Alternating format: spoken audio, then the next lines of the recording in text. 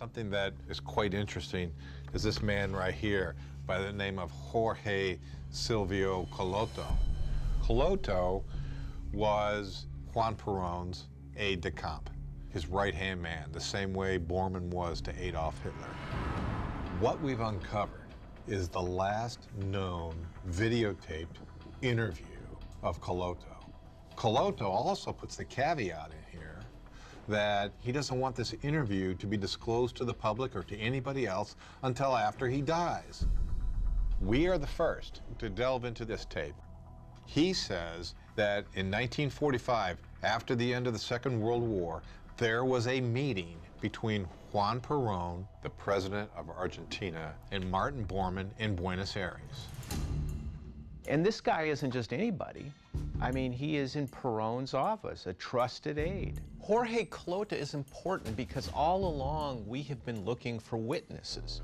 This guy was there, saw the way stuff went down, and this is the closest you're going to get to a human source describing this relationship between Peron and the Nazis. So let's look at the interview. Let's subject it to some forensic analysis. Let's see if he's telling the truth. Bob and John are joined by Alan Hall. His state-of-the-art CVSA technology measures minute changes in a person's vocal cords to discover if they're telling the truth. Traditionally speaking, an individual that might be lying is under stress. The computer voice stress analyzer technology will identify that via the microtremors of the voice. The more stress, the more the microtremors are tight, and they're depicted on the screen as a deceptive pattern. The polygraph, I've seen people beat it over and over again. Voice stress analysis, not so much. Let's look at the video.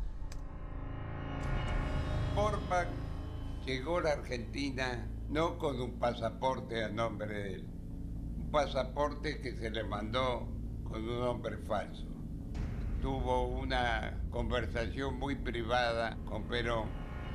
Fue muy secreta la entrevista. Cuando se fue, una persona me dijo que Bormann. No, sí, no.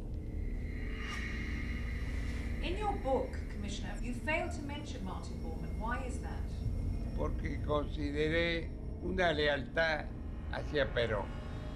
Yo considero que el traidor tiene que ser fusilado por la espalda.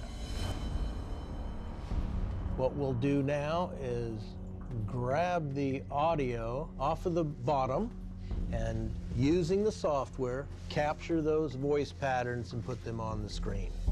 The relevant question was, did Peron actually have a meeting with the Nazi Martin Bormann? So, based on these patterns, the results of the audio are truthful. You take this to the bank. The results are the results. This is huge. We've got munitions. We've got thousands and thousands of Nazi war criminals living in Argentina, and now we've got government support. We have Bormann meeting with the president of Argentina, and you have this talk of a Fourth Reich. All of the evidence is pointing to that there was a plan afoot to establish the Fourth Reich and to base it in Argentina. The evidence is getting stronger and stronger. The deeper we get into a Fourth Reich in Argentina, the more I'm convinced. There's not sufficient evidence that Hitler died in the bunker in April 30th, 1945. Could Adolf Hitler have gotten out of Berlin, and how did he do it? How did he enter Argentina? We're going to look at who could facilitate hiding Hitler.